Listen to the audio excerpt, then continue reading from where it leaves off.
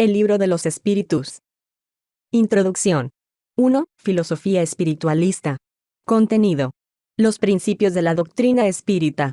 Sobre la inmortalidad del alma, la naturaleza de los espíritus y sus relaciones con los hombres, las leyes morales, la vida presente, la vida futura y el porvenir de la humanidad. Según la enseñanza impartida por los espíritus superiores, con ayuda de diversos médiums. Recopilados y ordenados por Allan Kardec. De los editores al lector. ¿No es esta, como podría parecerlo, una edición más del libro de los espíritus, entre las incontables que a lo largo de un siglo se han venido publicando en lengua castellana? ¿Aspira a ser y fue el propósito que la inspiró? Una recuperación del texto kardeciano. El lector se preguntará, un tanto sorprendido tal vez. ¿Por qué recuperación?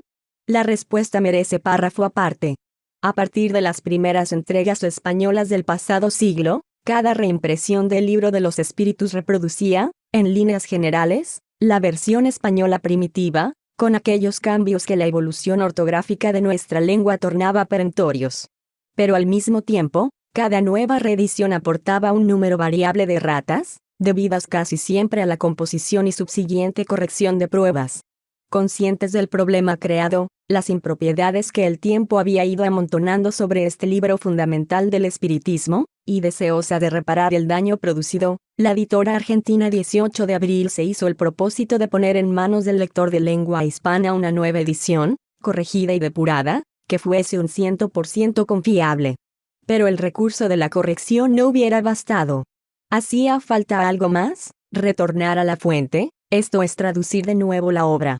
Tal fue lo que se hizo, y más aún, la nueva versión se cotejó paso a paso con la moderna traducción al portugués del profesor Herculano Pires, quien ha incorporado al texto diversas notas aclaratorias, y además, introdujo en él cierto número de mejoras que hacen más ágil su lectura y más moderna su presentación.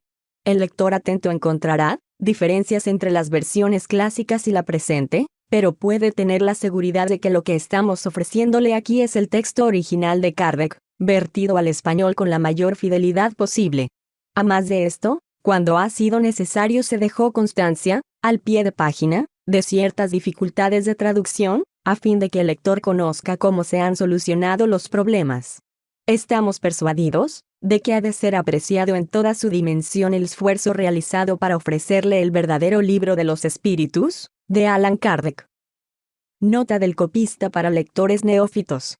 Estimado lector, tienes ante ti el trabajo ingente de toda una época, de toda una labor de incalculable valor, en donde se desentrañan los misterios de la vida de ultratumba, y se rescata la ciencia del conocimiento llamado en la antigüedad oculto. Allan Kardec, seudónimo del preclaro pedagogo francés Denisard Rivail, compiló con la ayuda de los espíritus elevados, las bases de esta ciencia, llamada espírita o espiritismo. En esta obra, se hallan todos los principios de la misma. De un modo muy sucinto se encabalgan las ideas al modo clásico de pregunta y respuesta, entre Kardec y los diversos espíritus a los cuales dirigió sus múltiples preguntas. Esta obra es la piedra angular de todo el edificio espiritista, de ella se derivan todas las demás obras que van completando lo que en esta queda a veces en pequeña reseña. La lectura del libro de los espíritus consta, a mi entender, de dos lecturas. Primero, la normal, de inicio a fin, para ir asimilando los conceptos. Segundo, la lectura consciente, para ir comparando las preguntas y respuestas. Esta última es la más importante, y la que hace distinto este libro del resto, ya que en las diversas respuestas se va elaborando una síntesis de las mismas, de ahí la constante reseña de que a lo largo de la obra el lector constatará. De ahí que una lectura superficial pueda sugerir aparentes contradicciones, que en realidad no existen, sino que simplemente requieren de una lectura más atenta y de una correlación de las respuestas dadas. No obstante, en esta edición, se han añadido las notas y aclaraciones que se han considerado oportunas, remitiéndome yo como copista, tan solo a aquellas cuestiones de forma y fondo que pudieran resultar un tanto oscuras y extrañas al lector de nuestro siglo XXI, procurando en lo esencial mostrar el pensamiento originario que se le quiso dar. Que la paz y la bondad inunde tu corazón con esta lectura, y abra tu alma a nuevas realidades espirituales, como lo viene haciendo con tantos miles que abrazamos esta divina enseñanza llamada espiritismo. Noticia de la obra. Por Herculano Pires. Con este libro, El 18 de abril de 1857 se inició para el mundo la era espírita. En él se cumplía la promesa evangélica del Consolador, del Paracleto o Espíritu de verdad. Decir esto equivale a afirmar que el libro de los espíritus es el código de una nueva fase de la evolución humana. Y es exactamente esa suposición en la historia del pensamiento. No se trata de un libro común, que se pueda leer de un día para el otro y después olvidarlo en el rincón de una biblioteca. Nuestro deber consiste en estudiarlo y meditarlo, leyéndolo y releyéndolo de continuo. Sobre este libro se levanta todo un edificio, el de la doctrina espírita. Constituye la piedra fundamental del espiritismo, su primer hito. El espiritismo surgió con él, y con él se propagó, imponiéndose y consolidándose en el mundo. Antes de este libro no había espiritismo y ni siquiera existía esta palabra. Se hablaba de espiritualismo y neoespiritualismo, de una manera general, vaga y nebulosa. Los hechos espíritas, que siempre existieron, eran interpretaciones de los más diversos modos. Pero después que Kardec lo hubo lanzado a la publicidad, conteniendo los principios de la doctrina espírita, una nueva luz fulguró en los horizontes intelectuales del mundo. Al tomar este libro en nuestras manos observamos una secuencia histórica que no podemos olvidar. Cuando el mundo se aprestaba a salir del caos de las civilizaciones primitivas, apareció Moisés, como conductor de un pueblo destinado a trazar los lineamientos de un mundo nuevo, y de sus manos surgió la Biblia. No había sido Moisés quien la escribiera, pero fue él el motivo central de esa primera codificación del nuevo ciclo de revelaciones, el ciclo cristiano. Más tarde, cuando la influencia bíblica ya había modelado a un pueblo y éste se había dispersado por todo el mundo gentil, esparciendo la nueva ley, se hizo presente Jesús, y de sus palabras recogidas por los discípulos, surgió el Evangelio. La Biblia es la primera codificación de la primera revelación cristiana, el código hebraico en el que se fundieron los principios sagrados y las grandes leyendas religiosas de los pueblos antiguos. La gran síntesis de los esfuerzos de la antigüedad en dirección al espíritu. No hay que asombrarse de que se presente ella muchas veces contradictoria, inspirando temor al hombre moderno. El Evangelio constituye la codificación de la segunda revelación cristiana, la que brilla en el centro de la tríada de esas revelaciones, teniendo en la imagen de Cristo el sol que ilumina a las otras dos y que arroja luz sobre el pasado y el futuro, estableciendo entre ambas la necesaria conexión. Pero así como en la Biblia se anunciaba ya el Evangelio, también en este aparecía la predicción de un nuevo código, el del Espíritu de verdad, según puede comprobarse en el capítulo 14 del Evangelio según San Juan.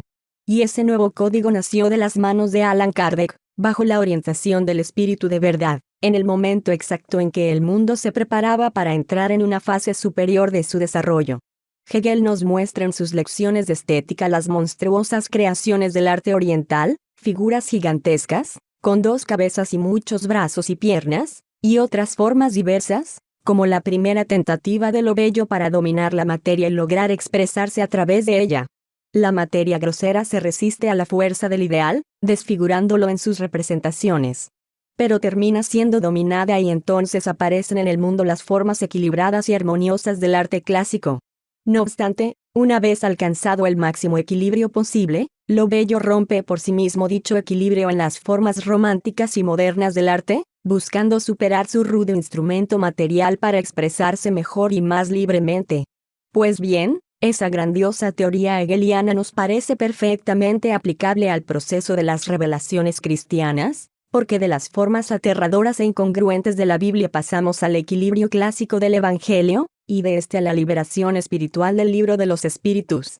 Cada fase de la evolución humana se cierra con una síntesis conceptual de todas sus realizaciones. La Biblia es la síntesis de la antigüedad, como el Evangelio constituye el compendio del mundo grecorromano judaico, y el libro de los espíritus la síntesis del mundo moderno. Pero cada una de esas sumas no trae consigo solo los resultados de la evolución operada, porque contiene además los gérmenes del porvenir. Y en la síntesis evangélica debemos considerar, sobre todo, la presencia del Mesías como una intervención directa de lo alto para la reorientación del pensamiento terreno. Gracias a esa intervención los principios evangélicos pasan directamente, sin necesidad de readaptaciones o modificaciones, en su pureza primitiva, a las páginas del presente libro, como las vigas maestras de la edificación de la nueva era. 2. La codificación espírita.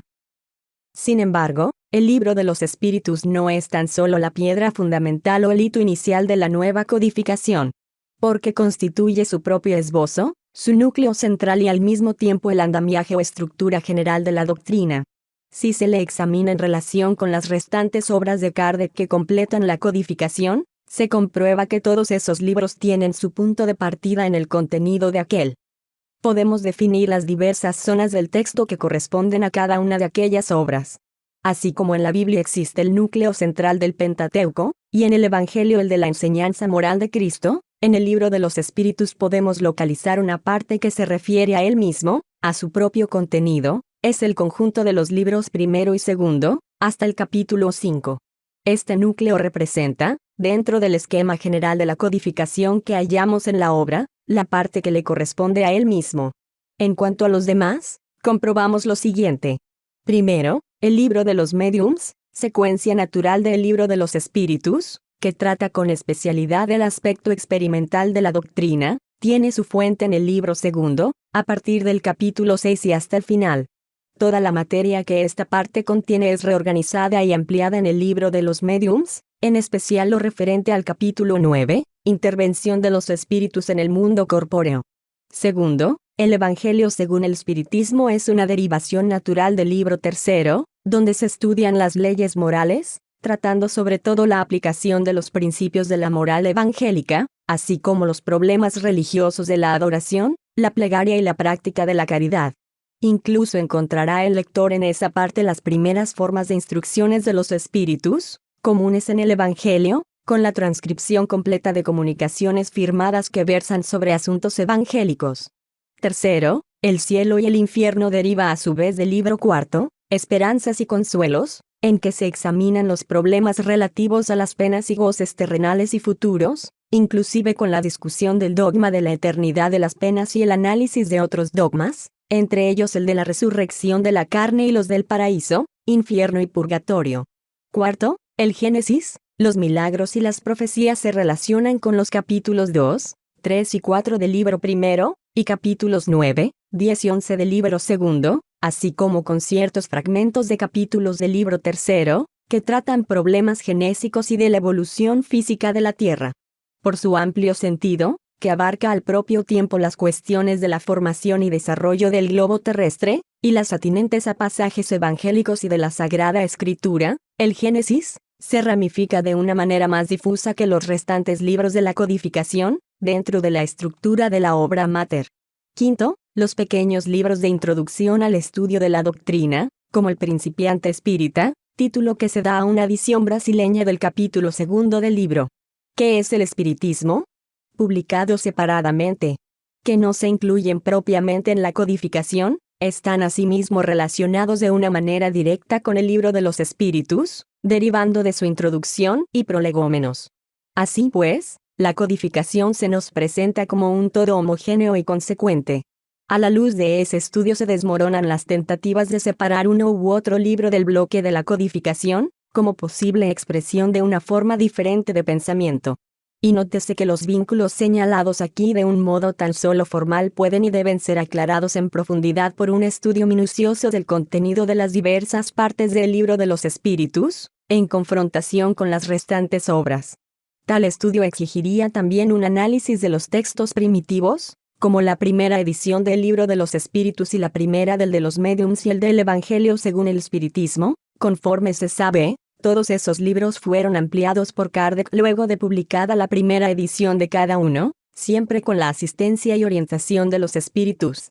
En un estudio más amplio y profundo sería posible mostrar el desarrollo de ciertos temas, que solo planteados en el libro de los espíritus, encuentran solución en obras ulteriores. Es lo que se comprueba, por ejemplo, con los lazos entre cristianismo y espiritismo, que se definen por completo en el Evangelio, o con el controvertido problema del origen del hombre, que tiene su explicación definitiva en el Génesis, e incluso con las cuestiones de la mediumnidad, solucionadas en el libro de los médiums, y las teológicas y bíblicas, en el cielo y el infierno. Conviene aclarar que la ampliación de todos esos temas no significa en ningún caso que se modifiquen los principios asentados en el presente libro. A veces, ciertos asuntos que solo afloran en el libro de los espíritus son desarrollados de tal manera en otras obras, que al leer estas, tenemos la impresión de encontrar novedades. Pero lo cierto es que en aquel solo han sido señalados en una forma sintética. Es lo que sucede, por ejemplo, con el problema de la evolución general, definida por León Denis en aquella frase célebre: el alma duerme en el mineral, sueña en el vegetal, en el animal se agita y en el hombre despierta. Véase al respecto, la definición del parágrafo 540 del presente libro, que expresa: así pues, todo sirve, todo se eslabona en la naturaleza, desde el átomo primitivo hasta el arcángel, pues él mismo comenzó en un átomo. Admirable ley de la armonía, cuyo conjunto no puede aprender aún vuestro espíritu limitado. 3. La filosofía espírita. Esta rápida apreciación de la estructura del libro de los espíritus, en sus vínculos con las demás obras de la codificación, nos parece suficiente para mostrar que constituye, como dijimos al principio, en andamiaje o estructura filosófica del espiritismo. Contiene él, según Kardec declaró en su frontispicio, los principios de la doctrina espírita. Por tanto, es su tratado filosófico. Aun cuando no haya sido elaborado en un lenguaje técnico y no observe los rigores de la exposición filosófica minuciosa, es todo un complejo y amplio sistema de filosofía en que en él se expone. Al evaluarlo desde este punto de vista debemos tomar en cuenta que Kardec no era un filósofo, sino un educador, un especialista en pedagogía, discípulo emérito de Pestalozzi. De ahí el aspecto más bien didáctico que propiamente de exposición filosófica que imprimió al libro. En segundo lugar, la obra no fue en rigor escrita por él mismo, sino elaborada sobre la base de las respuestas que ofrecían los espíritus a sus preguntas, en el transcurso de sus sesiones mediúmnicas con las niñas Bodin y Japet, y más tarde con otros médiums. En tercer término, el libro no se destinaba a formar una escuela filosófica, a conquistar los medios especializados, sino tan solo a divulgar los principios de la doctrina de una manera amplia, convocando a los hombres en general al estudio de una realidad superior a todas las elucubraciones del intelecto. En cuarto lugar, el mismo Kardec tuvo el cuidado de advertir en los prolegómenos, que evitaba los prejuicios del sectarismo, según comprobamos en este fragmento, donde se refiere a la enseñanza de los espíritus. Este libro es la recopilación de sus enseñanzas. Ha sido escrito por orden y bajo el dictado de espíritus superiores para sentar los cimientos de una filosofía racional, libre de los prejuicios del sectarismo. Conforme se ve, el propósito del libro no consistió en crear una nueva escuela filosófica, lo cual implicaría toda una rígida sistematización. Tal propósito se halla en contra del pensamiento de los modernos filósofos, como vemos, por ejemplo, en Ernest Cassirer, quien en su Antropología filosófica, al referirse a la inconveniencia de los sistemas, expresa: cada teoría se convierte en un lecho de Procusto, en que los hechos empíricos son forzados a adecuarse a un padrón preconcebido. A su vez, Max Scheler comenta: disponemos de una antropología científica, otra filosófica y una tercera teológica, que se ignoran mutuamente. Kardec eludió precisamente eso, tanto más cuanto que el espíritu de sistema, o sectarismo, constituiría la misma negación de los objetivos de la doctrina. En cuanto a la cuestión del lenguaje técnico, no debemos echar al olvido que el libro se destinaba al gran público y no solo a los especialistas. A propósito de esto podemos recordar el ejemplo de Descartes, quien escribió en francés su discurso del método, cuando el latín era el idioma oficial de la filosofía, porque deseaba darle mayor divulgación. Aun cuando Kardec hubiese sido un filósofo especializado, el lenguaje técnico no hubiera servido a sus propósitos en esta obra. En lo tocante al método didáctico, no sería este el primer libro de filosofía que haya acudido a él. Es posible recordar, por ejemplo, la Ética, de Spinoza. Kardec inicia el presente libro con la definición de Dios, igual que lo hace Spinoza en aquel, y si no sigue la forma geométrica de exposición, por medio de definiciones, axiomas, proposiciones y comentarios, obedece sin embargo a la forma lógica, por medio de preguntas y respuestas, intercalando glosas y explicaciones. Hay además, curiosas similitudes de estructura, de posición, de vinculaciones históricas y de principios, entre esos dos libros, el de los espíritus y la ética, lo que reclama un estudio más profundizado.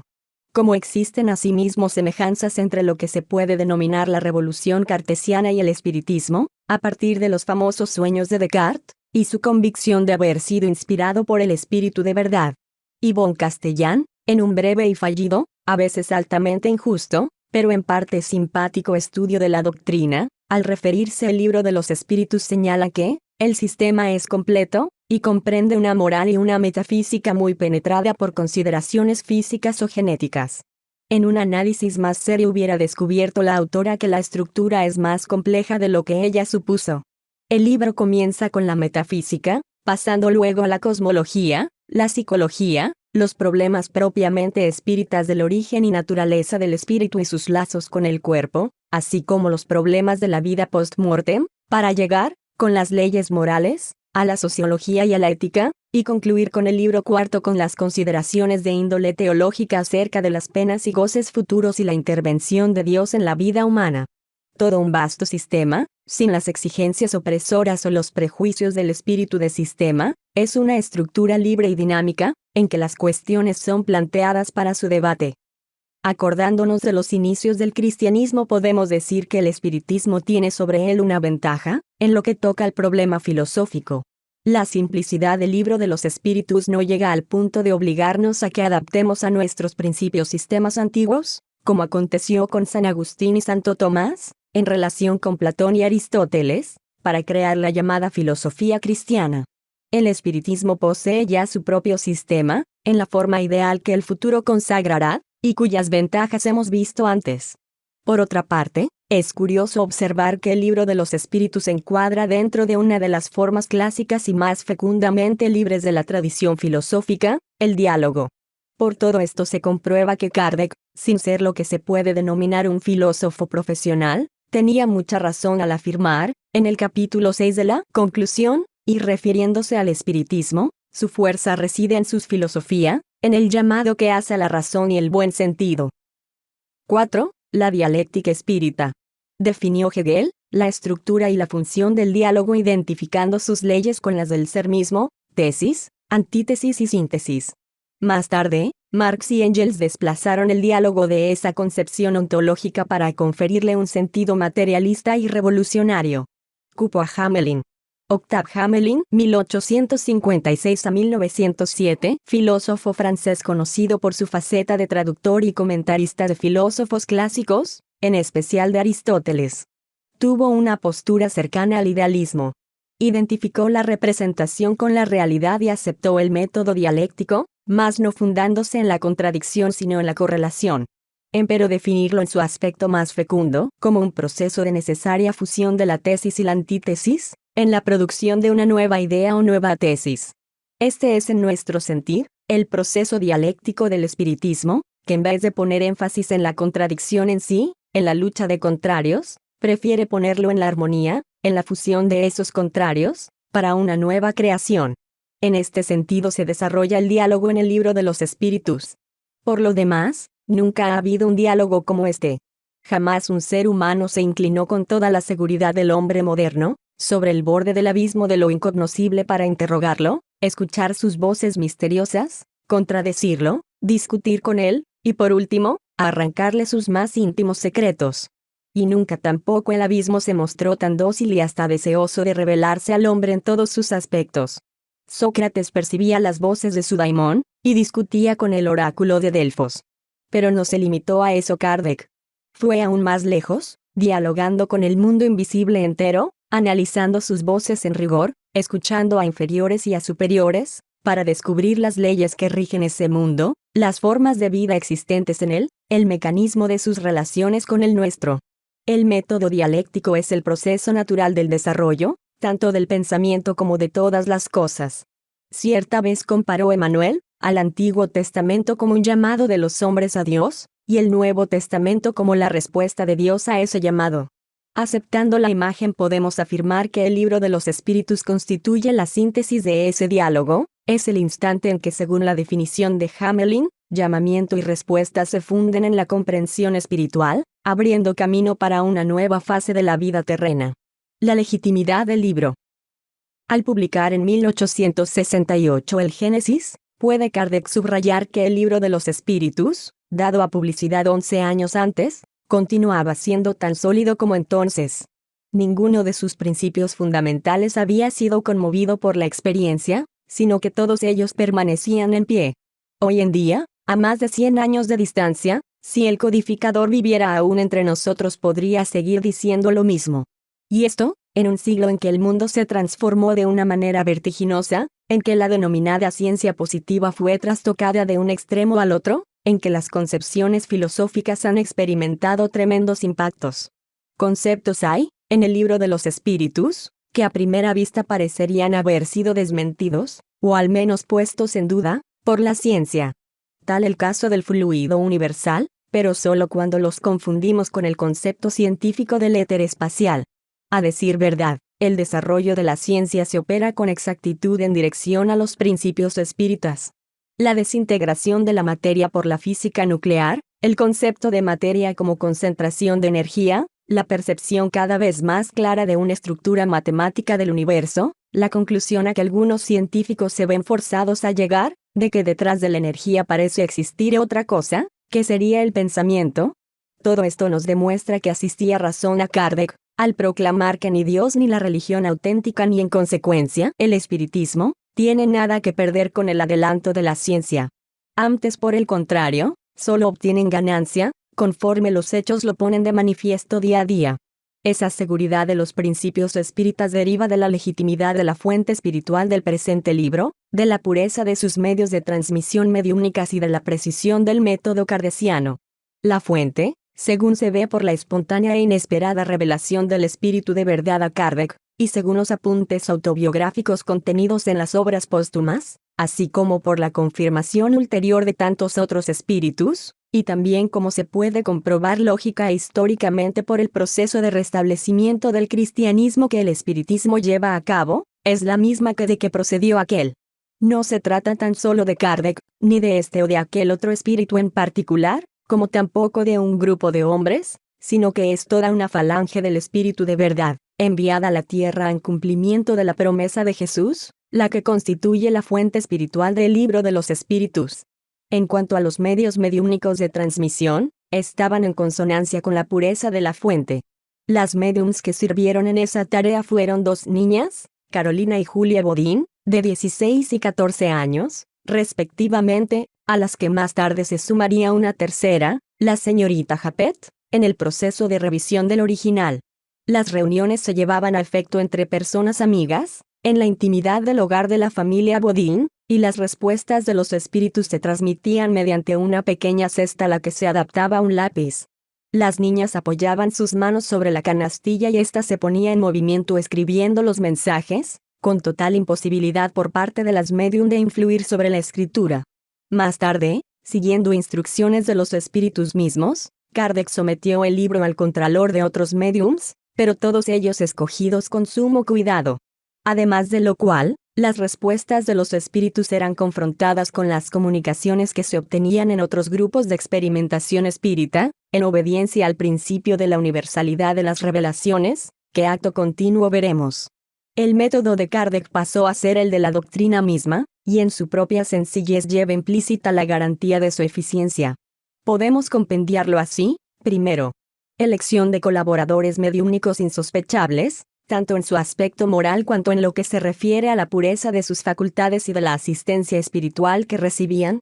Segundo, análisis riguroso de las comunicaciones, desde el punto de vista lógico, así como su cotejo con las verdades científicas demostradas, descartándose todo material que no pudiera ser justificado lógicamente.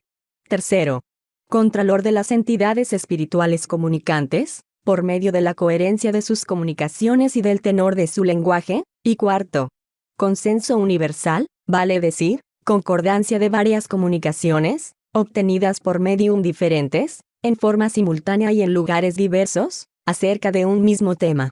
Apoyado en tales principios, escudado con rigor en ese criterio, Kardec pudo poner por obra la difícil tarea de reunir la serie de informaciones que le permitieron organizar el libro de los espíritus. E interesa recordar que ese mismo criterio había sido enseñado en parte por el libro de los espíritus, así como por el apóstol Pablo en su primera epístola a los Corintios. De suerte que las raíces del método kardeciano están ya en el Nuevo Testamento. 5. El problema científico. Kardec examina el problema científico del espiritismo en los apartados 7. La ciencia y el espiritismo, y apartado 8. Perseverancia y seriedad. de la introducción al estudio de la doctrina espírita. Veamos un fragmento bastante esclarecedor. En consecuencia, la ciencia propiamente dicha como tal, es incompetente para pronunciarse sobre el espiritismo. No ha de ocuparse de él, y su juicio, sea o no favorable, no pesaría en modo alguno. No obstante, Kardec insiste en el carácter científico de la doctrina. Carácter propio, conforme explica en los apartados que acabamos de mencionar, pues se trata de una ciencia que debe poseer sus propios métodos, puesto que su objetivo no es la materia, sino el espíritu. Ahora bien, ¿por qué esa insistencia de Kardec en el carácter científico del espiritismo? Porque el libro de los espíritus viene a inaugurar una nueva era en el estudio de los problemas espirituales. Hasta su publicación, tales cuestiones eran tratadas de un modo empírico o tan solo fantasioso. Las religiones, con sus intrincados sistemas teológicos, o las órdenes ocultistas, las corporaciones místicas y teosóficas, desplazaban los problemas del espíritu hacia el terreno del enigma. Para servirnos de las expresiones de San Agustín, el conocimiento humano se dividía en la iluminación divina y en la experiencia. El espiritismo acudió a modificar ese orden de cosas, mostrando la posibilidad de encarar las cuestiones espirituales mediante la experiencia agustiniana, o sea, por medio de la misma razón que aplicamos a los problemas materiales. En tal sentido, el libro de los espíritus se presenta como un divisor de aguas. Todo aquello que antes de él integraba el espiritualismo puede ser tildado de espiritualismo utópico, y todo lo que viene con él y después de él, siguiendo su línea doctrinaria, de espiritualismo científico, conforme hacen los marxistas con el socialismo anterior y posterior a Marx. Esta es la posición especial del libro de los espíritus en el plano de la cultura espiritual. Con él, el espíritu y sus problemas han salido del dominio de la abstracción para tornarse accesibles a la investigación racional, e incluso a la indagación experimental. Lo sobrenatural se ha vuelto natural. Todo se ha reducido a una cuestión de conocimiento de las leyes que rigen el universo. La tesis espinociana de la imposibilidad del milagro en cuanto violación del orden natural ha venido a comprobarse en sus demostraciones. Y las leyes de ese orden, como vemos en el capítulo 1 del libro 3, son todas ellas naturales, ya se refieran a las relaciones materiales, ya a las espirituales y morales. Lo sobrenatural no existe si no es para la ignorancia humana de las leyes naturales, visto que el universo constituye un sistema único y todas sus partes encajan en la gran estructura. 6. El problema religioso. La índole religiosa del libro de los espíritus resalta desde sus páginas iniciales. Como ya vimos, Kardec lo inaugura con la definición de Dios. Pero el Dios espírita no es antropomorfo, no se trata de un ser formado a imagen y semejanza del hombre, como el de las religiones. A este respecto, la definición espiritista resulta terminante: Dios es la inteligencia suprema, causa primera de todas las cosas. Así como para Spinoza es Dios la substancia infinita, para Kardec es la inteligencia infinita. Pero del mismo modo que se han equivocado aquellos que confundieron la substancia spinociana con el universo, así también se engañan los que confunden la inteligencia infinita con el hombre finito, y la religión espírita con los formalismos religiosos. En efecto, los atributos de Dios no se confunden con los precarios atributos humanos. Él es eterno, inmutable, inmaterial, único, todopoderoso, soberanamente justo y bueno. No se confunde Dios con el universo, puesto que es el creador y mantenedor de éste. Sin embargo, cuando trata de la justicia de Dios vemos a Kardec empleando terminología antropomórfica, en que habla de penas y recompensas, y que ha dado hincapié para que se afirme que el Dios espírita es similar al de las religiones. La explicación de este hecho, que a primera vista parecería contradictorio, figura en el parágrafo 10 del capítulo 1. ¿Puede el hombre comprender la naturaleza íntima de Dios? No. Le falta un sentido para ello. Y de inmediato viene la explicación de Kardec al respecto. Más adelante, en el párrafo 13, encontramos la respuesta de que los atributos de Dios, a que antes nos referíamos, son tan solo una interpretación humana, aquello que el hombre en su actual estadio de evolución puede concebir en lo que atañe a Dios.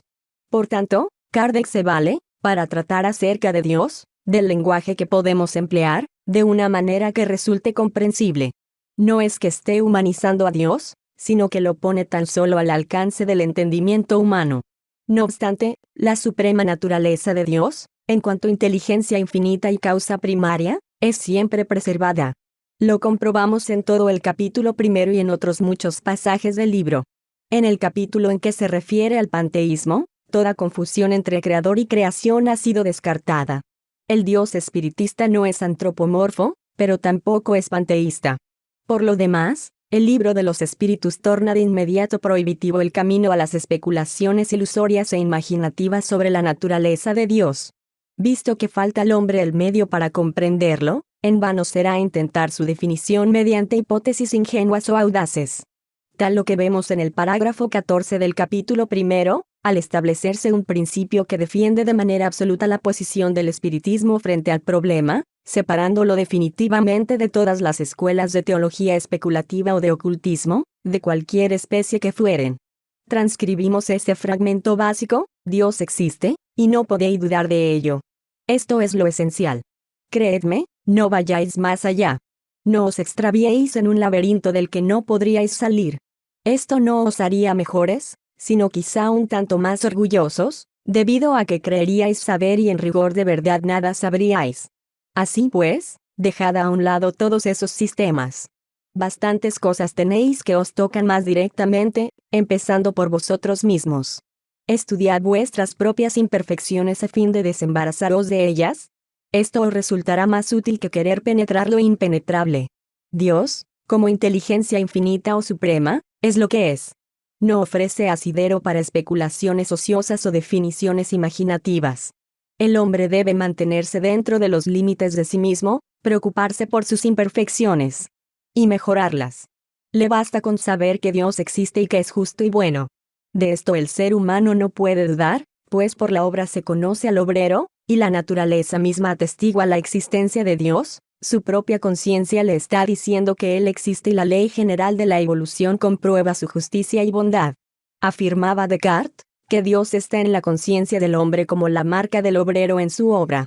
Los espíritus confirman ese principio, pero van más allá, mostrando que la marca del obrero se encuentra en todas las cosas, en la naturaleza entera. La negación de Dios es, para el espiritismo, como la negación del sol. El ateo, el descreído, no es un condenado, un pecador irremisible, sino un ciego cuyos ojos pueden ser abiertos, y en verdad lo serán. Porque Dios es necesariamente existente, según el principio cartesiano. Nada puede entenderse sin Dios. Él constituye el centro y la razón de ser de todo cuanto existe. Sacar a Dios del universo sería como eliminar el Sol de nuestro sistema planetario, un simple absurdo. Pero el hecho de que no posea forma humana, de que no se asemeje al hombre en lo que toca a la constitución física de éste, no significa que Dios esté distante del ser humano y sea indiferente a él. El Dios espiritista se parece al aristotélico por su poder de atracción, pero se aleja de él en cuanto a la indiferencia con respecto al cosmos. Porque Dios es providencia y amor, es el creador y padre de todo, y de todos.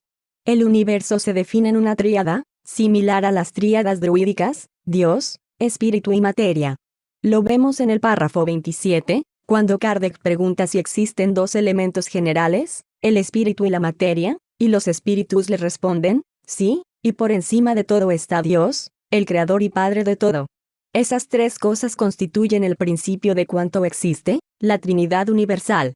La materia no es solo el elemento palpable, pues hay en ella el fluido universal, su lado fluídico, que desempeña el rol de intermediario entre el plano espiritual y el propiamente material.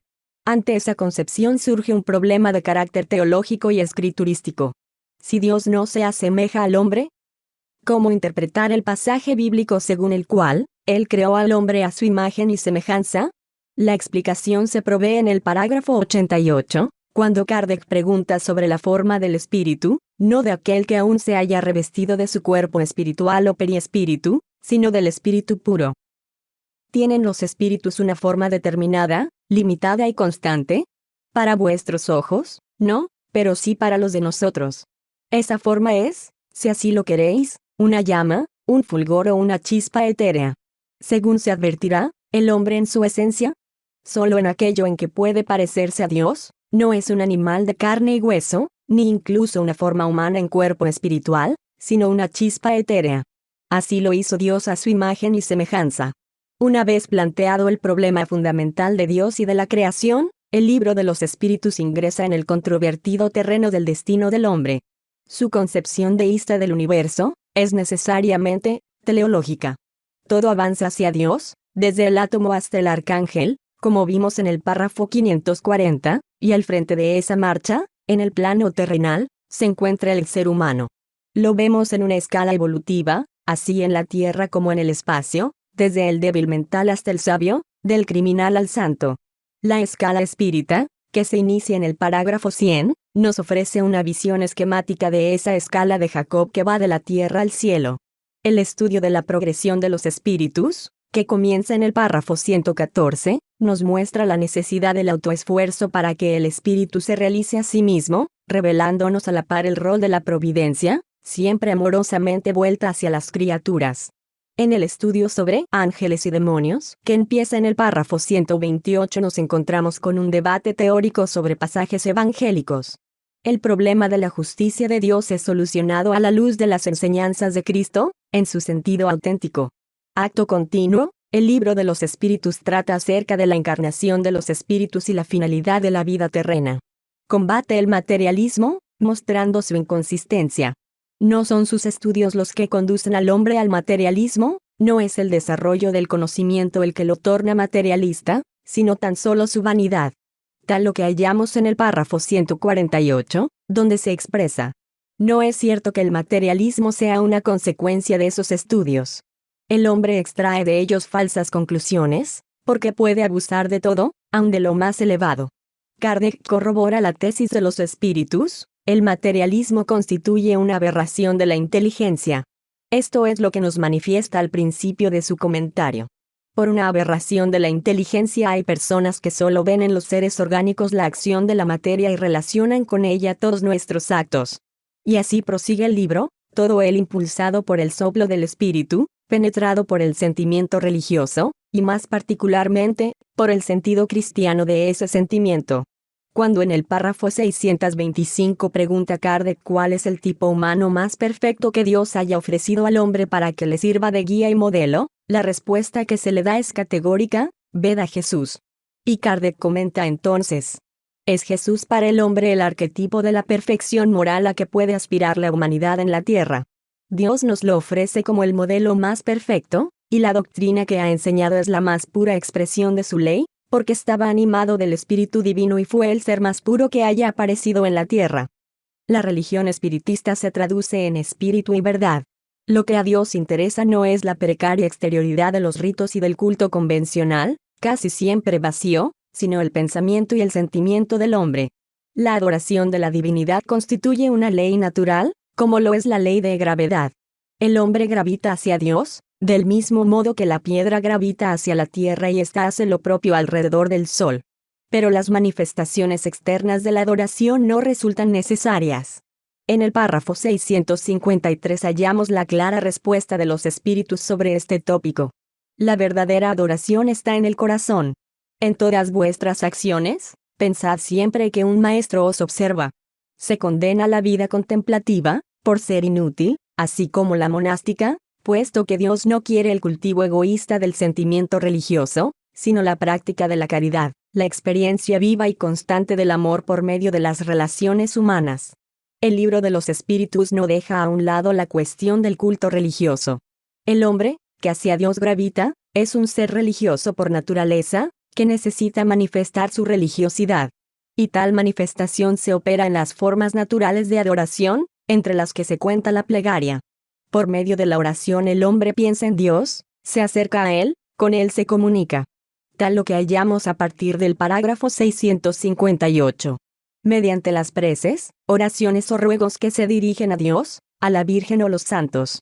El ser humano puede acelerar su evolución, elevarse más pronto sobre sí mismo. Pero tampoco el rezar puede ser tan solo un acto formal. Con la oración es posible hacer tres cosas: alabar, pedir y dar gracias a Dios. Pero siempre que lo hagamos con el corazón y no únicamente con los labios. Tenemos así la religión espírita, que tiempo después se definirá de una manera más objetiva o directa en el Evangelio según el espiritismo. Una religión psíquica, según la denominó Conan Doyle, equivalente a la religión dinámica de Bergson. En el capítulo 5 de la conclusión, asevera Kardec: el espiritismo posee fortaleza porque se apoya sobre los cimientos mismos de la religión, Dios, el alma, las penas y recompensas futuras. Porque sobre todo, muestra esas penas y recompensas como secuelas naturales de la vida terrena, y porque nada en el cuadro que ofrece el porvenir puede ser desautorizado por la razón más exigente. En suma, religión positiva, basada en las leyes naturales, desprovista de pompas misteriosas y de una teología fantasiosa. Para completar el panorama religioso del Libro de los Espíritus nos queda el capítulo 12 del libro tercero y todo el libro cuarto. En aquel capítulo se refiere Kardec al perfeccionamiento moral del hombre, encara los problemas atinentes a las virtudes y los vicios, las pasiones y el egoísmo. Define después el carácter del hombre de bien y concluye con un mensaje de San Agustín sobre la manera de conocernos a nosotros mismos. En el libro cuarto disponemos de un capítulo acerca de las penas y goces terrenos, el cual es un código de la vida moral en la tierra, verdadero catecismo de la conducta espírita, y asimismo hay un capítulo que versa sobre las penas y goces futuros y las consecuencias espirituales de nuestro comportamiento terrenal.